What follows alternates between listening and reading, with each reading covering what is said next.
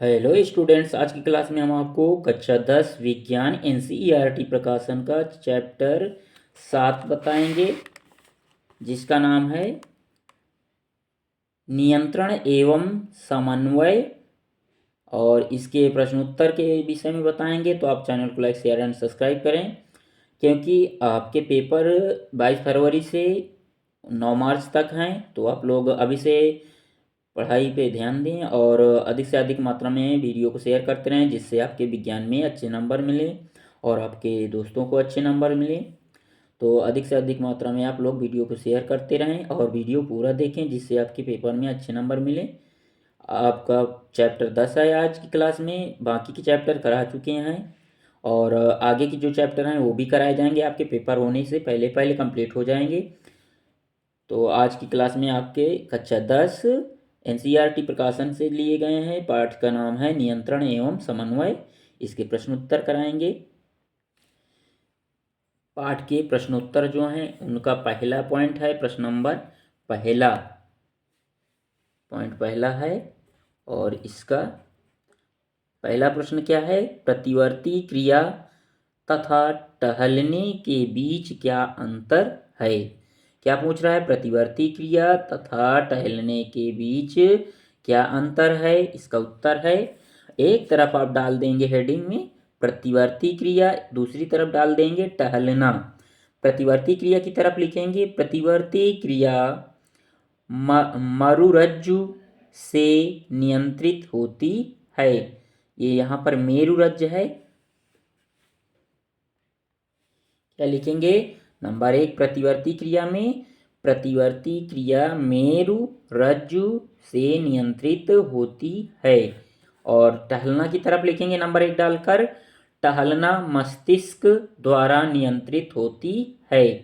क्या लिखेंगे? टहलना मस्तिष्क द्वारा नियंत्रित होती है। और दूसरी तरफ लिखेंगे प्रतिवर्ती क्रिया की तरफ लिखेंगे पॉइंट सेकंड, प्रतिवर्ती क्रिया 1 सेकंड के सूक्ष्म अंश में ही पूर्ण हो जाती है। क्या लिखेंगे? प्रतिवर्ती क्रिया 1 सेकंड के सूक्ष्म अंश में ही पूर्ण हो जाती है। दूसरी तरफ लिखेंगे टहलना पॉइंट सेकंड, इस क्रिया में अधिक समय लगता तथा इस क्रिया में अधिक समय लगता है तथा यहाँ पर मिस्टेक है, लिखेंगे इस क्रिया में अधिक समय लगता है, क्योंकि ये तथा को आप काट देंगे, इसको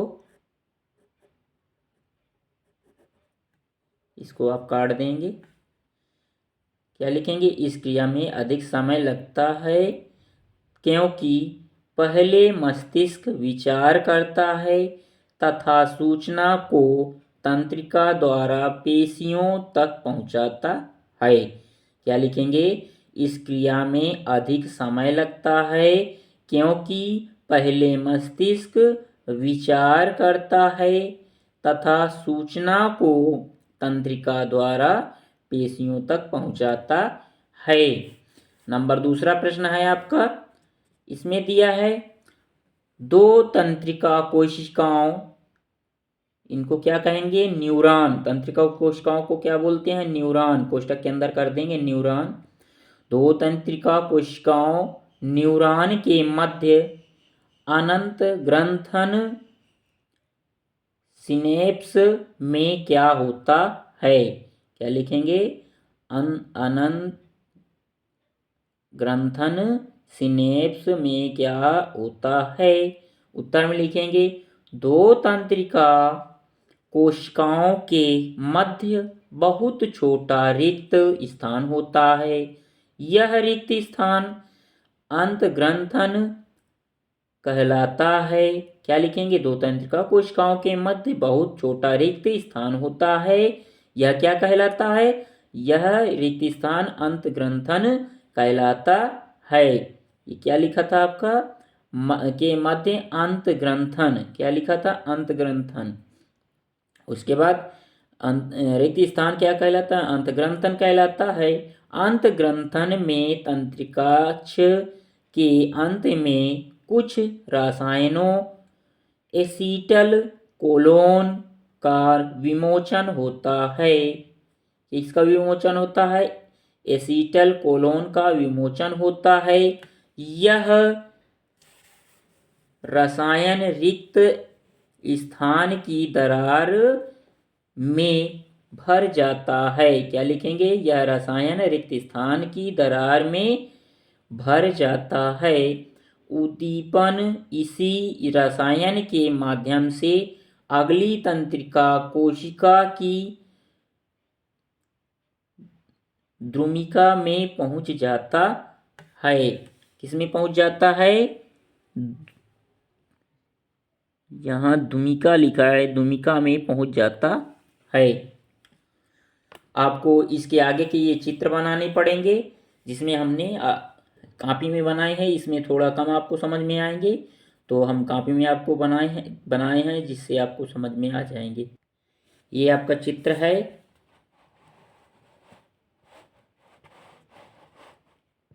ऐसे ये चित्र बनाया जाएगा।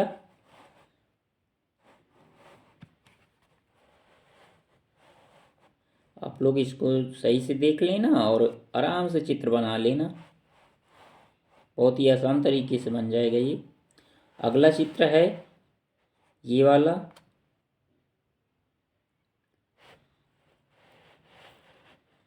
इस तरह आपको चित्र बनाना है।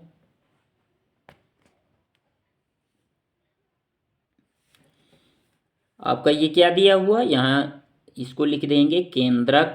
क्या है ये है आपका केंद्रक।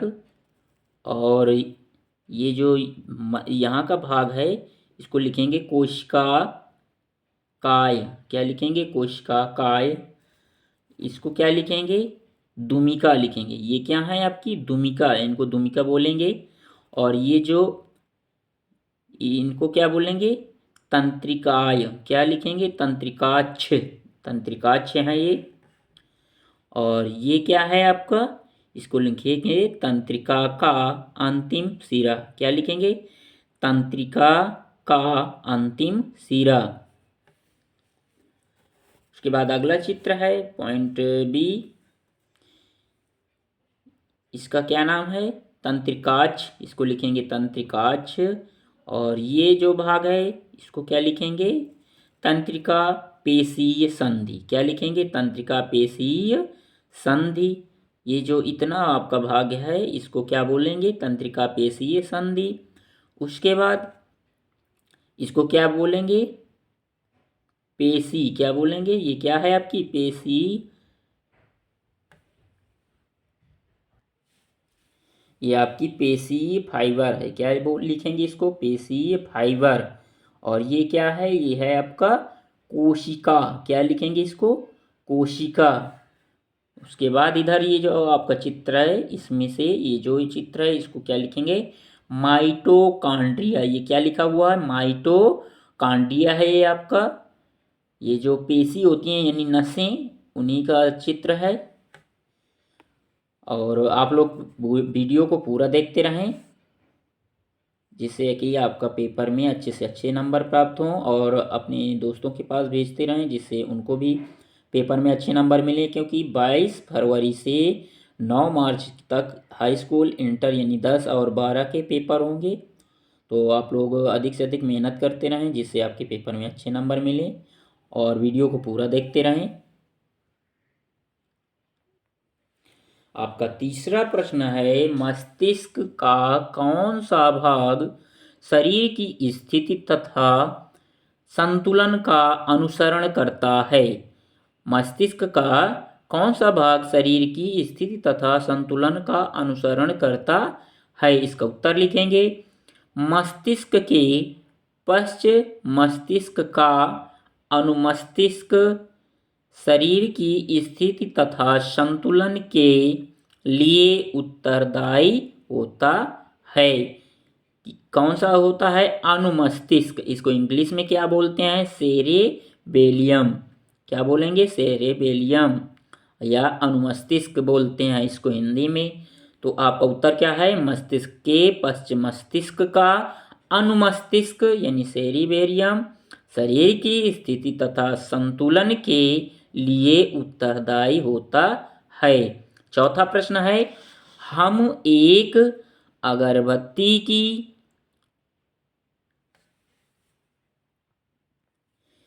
क्या है? हम एक अगरबत्ती की गंध का पता कैसे लगाते हैं?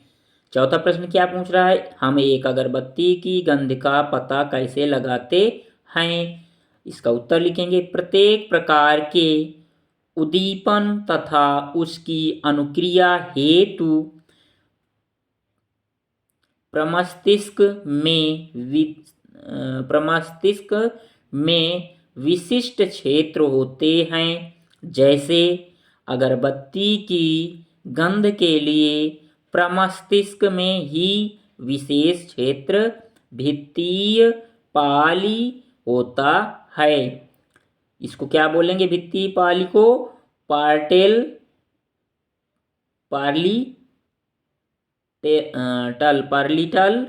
लोब क्या बोलेंगे? पारिटल लोब होता है। क्या लिखेंगे? प्रत्येक प्रकार के उद्दीपन तथा उसकी अनुक्रिया हेतु प्रमस्तिष्क में विशिष्ट क्षेत्र होते हैं। जैसे अगरबत्ती की गंध के लिए प्रमस्तिष्क में ही विशेष क्षेत्र भित्तीय पाली होता है। आपका अगला प्रश्न है नंबर 5वां। इसमें लिखेंगे, प्रतिवर्ती क्रिया में मस्तिष्क की क्या भूमिका है? क्या पूछ रहा है? प्रतिवर्ती क्रिया में आपकी मस्तिष्क की क्या भूमिका होती है? उत्तर में लिखेंगे, प्रतिवर्ती क्रिया मस्तिष्क के नियंत्रण में नहीं होती है। क्या लिखेंगे? प्रतिवर्ती क्रिया मस्तिष्क के नियंत्रण में नहीं होती है। ये क्रियाएं मेरुरज्जु के नियंत्रण में होती हैं। किसके नियंत्रण में होती हैं? मेरुरज्जु के नियंत्रण में होती हैं। मस्तिष्क प्रतिवर्ती क्रिया में होने वाले कार्य की सूचना अपने अंदर संचित कर लेता है। क्या लिखेंगे? प्रतिवर्ती क्रिया मस्तिष्क के नियंत्रण में नहीं होती है। ये क्रियाएं मेरुरज्जु के नियंत्रण में होती हैं। मस्तिष्क प्रतिवर्ती क्रिया में होने वाले कार्य की सूचना अपने अंदर संचित कर लेता है। आपका प्रश्न पॉइंट सेकेंड है। इसका पहला प्रश्न है, पादप हार्मोन क्या है? क्या लिखा है? पादप हार्मोन क्या है? इसके उत्तर लिखेंगे, वे रासायनिक पदार्थ जो पौधों के शरीर में पाए जाते हैं। क्या लिखेंगे? वे रासायनिक पदार्थ जो पौधों के शरीर में पाए जाते हैं तथा संपूर्ण पादप क्रियाओं पर नियंत्रण करते हैं, पादप हार्मोन कहलाते हैं। ऑक्सीजन, जिब्रेलिन तथा साइटोकाइनिन मुख्य पादप हार्मोन हैं। कौन कौन से मुख्य पादप हार्मोन हैं? ऑक्सिन, जिब्रेलिन तथा साइटोकाइनिन मुख्य पादप हार्मोन हैं। आपका फिर से उत्तर बता रहे हैं, वे रासायनिक पदार्थ जो पौधों के शरीर में पाए जाते हैं तथा संपूर्ण पादप क्रियाओं पर नियंत्रण करते हैं, पादप हार्मोन कहलाते हैं। और कौन कौन से होते हैं पादप हार्मोन? ऑक्सिन, जिब्रेलिन तथा साइटोकाइनिन मुख्य पादप हार्मोन हैं। नंबर दूसरा प्रश्न है, छुई मुई पादप की पत्तियों की गति प्रकाश की ओर प्ररोह की गति से किस प्रकार भिन्न है? क्या लिखेंगे? छुई मुई का जो पेड़ होता है उसके विषय में पूछ रहा है। छुई मुई पादप की पत्तियों की गति प्रकाश की ओर प्ररोह की गति से किस प्रकार भिन्न है? उत्तर लिखेंगे, छुई मुई की पत्तियों में गति स्पर्श के कारण होती है। जो छुई मुई के पेड़ होते हैं उनकी पत्तियों को यदि हम छूते हैं या टच करते हैं तो उनमें गति होने लगती है, उनकी पत्तियां सिकुड़ जाती हैं। क्या लिखेंगे? छुई मुई की पत्तियों में गति स्पर्श के कारण होती है। क्या लिखा है? जो उस पेड़ में गति होती है किसके कारण होती है? स्पर्श यानी छूने के कारण होती है। आगे लिखेंगे पादप स्पर्श सूचना को एक कोशिका से दूसरी कोशिका तक संचारित करने के लिए वैद्युत रसायन साधन का उपयोग करते हैं। पादप कोशिकाएं जल की मात्रा में परिवर्तन करके अपनी आकृति बदल लेती हैं। परिणाम स्वरूप फूलने या सिकुड़ने से उनका आकार बदल जाता है। परंतु प्रकाश की ओर प्ररोह की गति एक अनुवर्तन गति है जो ऑक्सिन हार्मोन के प्रभाव के कारण होती है। क्या लिखेंगे? छुई मुई की पत्तियों में गति स्पर्श के कारण होती है। पादप स्पर्श सूचना को एक कोशिका से दूसरी कोशिका तक संचारित करने के लिए वैद्युत रसायन साधन का उपयोग करते हैं। पादप कोशिकाएं जल की मात्रा में परिवर्तन करके अपनी आकृति बदल लेती है। परिणाम स्वरूप फूलने या सिकुड़ने से उनका आकार बदल जाता है। परंतु प्रकाश की ओर प्ररोह की गति एक अनुवर्तन गति है जो ऑक्सिन हार्मोन के प्रभाव के कारण होती है। आपका तीसरा प्रश्न है, इसमें दिया है एक पादप हार्मोन का उदाहरण दीजिए जो वृद्धि को बढ़ाता है। किसको बढ़ाता है? वृद्धि को।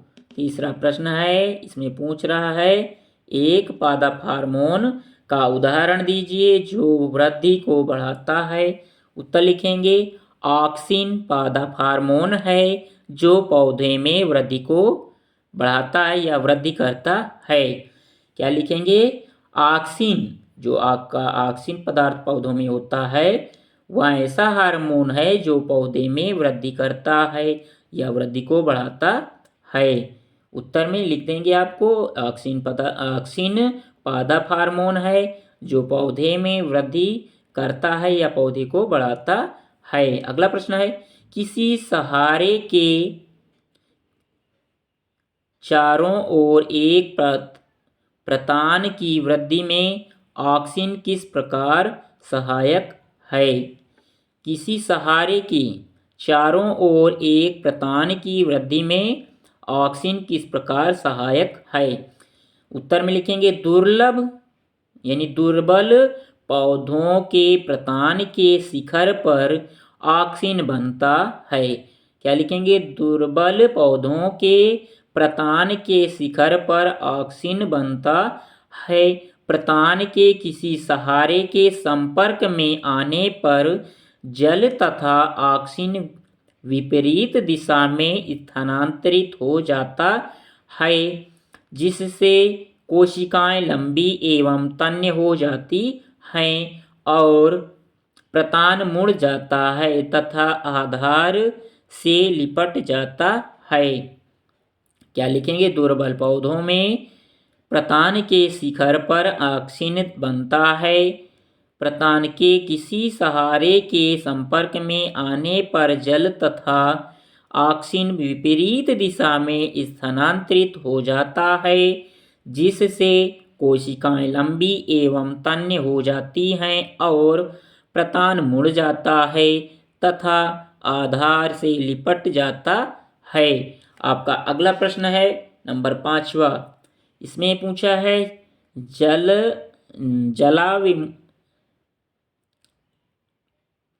जलानुवर्तन दर्शाने के लिए एक प्रयोग की अभिकल्पना कीजिए। क्या दिया है? जलानुवर्तन दर्शाने के लिए एक प्रयोग की अभिकल्पना कीजिए।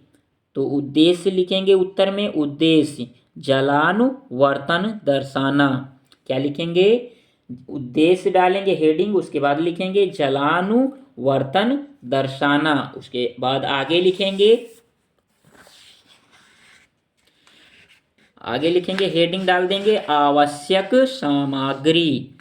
हेडिंग जो है आप लोग पेपर में काली स्केच का प्रयोग करें प्रश्न उत्तर डालने के लिए और हेडिंग डालने के लिए। हेडिंग डालेंगे आवश्यक सामग्री। इसके आगे लिखेंगे एक शीशे की, यहाँ शीशे लिखेंगे,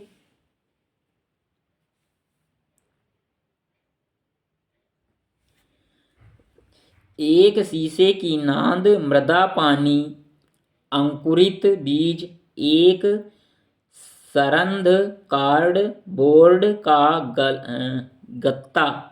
क्या लिखेंगे, कौन कौन सी सामग्री लेना, एक शीशे की नांद, कामा मृदा पानी, कामा अंकुरित बीज, कामा एक सरंध कार्ड बोर्ड का गत्ता। उसके बाद विधि लिखेंगे, हेडिंग विधि में क्या लिखेंगे, एक शीशे की नांद लें, उसके बीच कार्डबोर्ड का गत्ता लंबवत रूप में रखें, इसके एक भाग में मिट्टी भर दें तथा दूसरे भाग में जल भर दें। मिट्टी में अंकुरित बीज कुछ अंतराल पर उगा दें। संपूर्ण उपकरण को धूप में रख दें। विधि में क्या लिखेंगे, एक शीशे की नांद लेंगे, उसके बीच कार्डबोर्ड का गत्ता लंबवत रूप में रख देंगे। उसके बाद इसके एक भाग में मिट्टी भर देंगे और दूसरे भाग में क्या भरेंगे, जल भर देंगे। मिट्टी में अंकुरित बीज कुछ अंतराल पर उगा दें। क्या हो जाएगा, मिट्टी में जो बीज होंगे अंकुरित बीज कुछ अंतराल में उग जाएंगे। उसके बाद क्या करेंगे, संपूर्ण उपकरण को धूप में रख दें। जब बीज उग जाएं उनके बाद संकुरित संपूर्ण उपकरण को कहाँ रखेंगे, धूप में। उसके बाद क्या लिखेंगे, निरीक्षण हेडिंग डाल देंगे। निरीक्षण में क्या लिखेंगे, कुछ दिनों पश्चात निरीक्षण करने पर आपको ज्ञात होगा। निरीक्षण में क्या लिखेंगे, कुछ दिनों पश्चात निरीक्षण करने पर आपको ज्ञात होगा। उसके बाद पॉइंट फर्स्ट डालेंगे, जड़ें जल की ओर मुड़ गई हैं। जो आपकी जड़ें होगी किधर मुड़ जाएंगी, जड़ें जल की ओर मुड़ गई हैं। पॉइंट सेकंड लिखेंगे, तना जल के विपरीत मुड़ गया है। जो जड़ें होंगी किधर मुड़ेंगी, जल की तरफ, और जो तना होगा वह जल के विपरीत मुड़ जाएगा। फिर लिखेंगे परिणाम हेडिंग। इसके बाद लिखेंगे, हेडिंग डालेंगे परिणाम, फिर लिखेंगे इससे ज्ञात होता है कि जड़ों में क्या होता है, धनात्मक जलानुवर्तन होता है तथा प्ररोह में ऋणात्मक जलानुवर्तन होता है।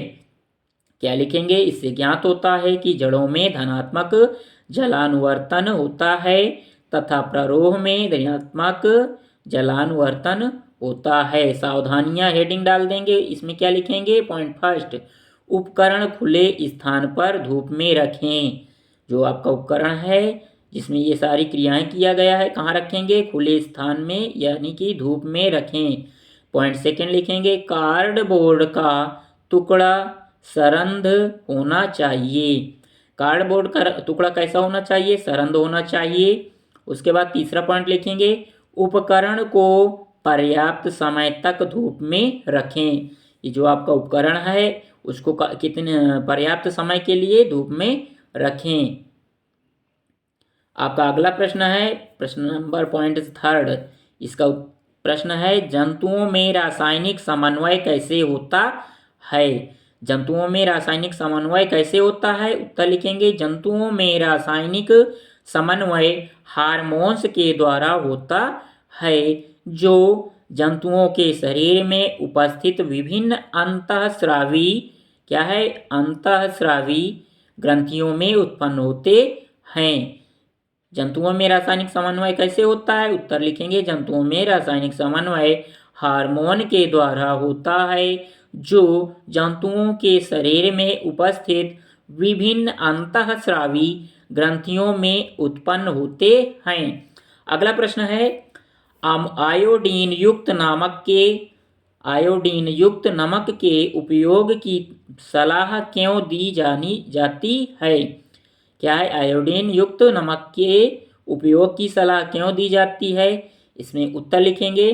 थायराइड ग्रंथि थायरोक्सिन नामक हार्मोन बनाती हैं। यह कार्बोहाइड्रेट, प्रोटीन तथा वसा के उपापचय का हमारे शरीर में नियंत्रण करता है। जो आपका आयोडीन नमक होता है, थायराइड ग्रंथि थायरॉक्सिन नामक हार्मोन बनाती हैं। यह कार्बोहाइड्रेट, प्रोटीन तथा वसा के उपापचय का हमारे शरीर में नियंत्रण करता है। आगे लिखेंगे। थायरॉक्सिन के संश्लेषण के लिए आयोडीन अनिवार्य है। हमारे आहार में आयोडीन की कमी से हमें घेंघा रोग हो जाता है। आयोडीन की यदि हमारे शरीर में कमी होगी तो कौन सा रोग हो जाएगा? घेंघा रोग हो जाता है। अतः थायरॉक्सिन की उचित मात्रा शरीर में बनाए रखने के लिए आयोडीन नमक भोजन के साथ खाना अनिवार्य है। क्या बनाए रखने के लिए? उचित मात्रा शरीर में बनाए रखने के लिए आयोडीन नमक भोजन के साथ खाना अनिवार्य है। आपका अगला प्रश्न है नंबर 3। जब एड्रेनलिन रुधिर में स्रावित होती है तो हमारे शरीर में क्या अनुक्रिया होती है? उत्तर लिखेंगे। जब एड्रेनलिन रुधिर से स्रावित होता है तो हमारे हृदय स्पंदन, श्वसन दर एवं पेशियों में रुधिर प्रवाह तेज हो जाता है, जिससे परिस्थिति अनुसार कार्य करने में मदद मिलती है। क्या लिखेंगे? जब एड्रेनलिन रुधिर से स्रावित होता है तो हमारे हृदय में स्पंदन होता है और श्वसन दर एवं पेशियों में रुधिर प्रवाह तेज हो जाता है, जिससे परिस्थिति अनुसार कार्य करने में मदद मिलती है। अगला प्रश्न है। मधुमेह के कुछ रोगियों की चिकित्सा इंसुलिन का इंजेक्शन देकर क्यों की जाती है? जो मधुमेह के रोगी होते हैं उनको चिकित्सा इंसुलिन का इंजेक्शन देकर क्यों की जाती है? इसका उत्तर लिखेंगे। मधुमेह के रोगी में जब रुधिर में शर्करा की मात्रा में वृद्धि हो जाती है तो इंसुलिन की अधिक मात्रा की आवश्यकता होती है, जो आसानी से प्राप्त नहीं होती है। अतः इस चिकित्सक रोगी को इंसुलिन के इंजेक्शन लगवाने की सलाह देता है, जिससे रुधिर में शर्करा का स्तर कम किया जा सके। क्या होता है? मधुमेह के रोगी में जब रुधिर में शर्करा की मात्रा में वृद्धि हो जाती है तो इंसुलिन की अधिक मात्रा की आवश्यकता होती है, जो आसानी से प्राप्त नहीं होती है। अतः चिकित्सक रोगी को इंसुलिन के इंजेक्शन लगवाने की सलाह देता है, जिससे रुधिर में शर्करा का स्तर कम किया जा सके। वीडियो अच्छा लगा हो तो चैनल को लाइक शेयर एंड सब्सक्राइब करें। और आपके पेपर हैं जो है 22 फरवरी से 9 मार्च के बीच में होंगे, तो आप लोग अधिक से अधिक मात्रा में वीडियो को शेयर करते रहें, जिससे हमको मोटिवेशन मिले और हम आपको पूरी विज्ञान की क्लासें पढ़ाएं, जिसमें आपकी भौतिक विज्ञान रसायन विज्ञान हो गई है और आपकी जीव विज्ञान चल रही है, उसके बाद आपकी भौतिक चलेगी। तो आप लोग अधिक से अधिक मात्रा में वीडियो को शेयर करते रहें और कमेंट्स करें। वीडियो देखने के लिए धन्यवाद।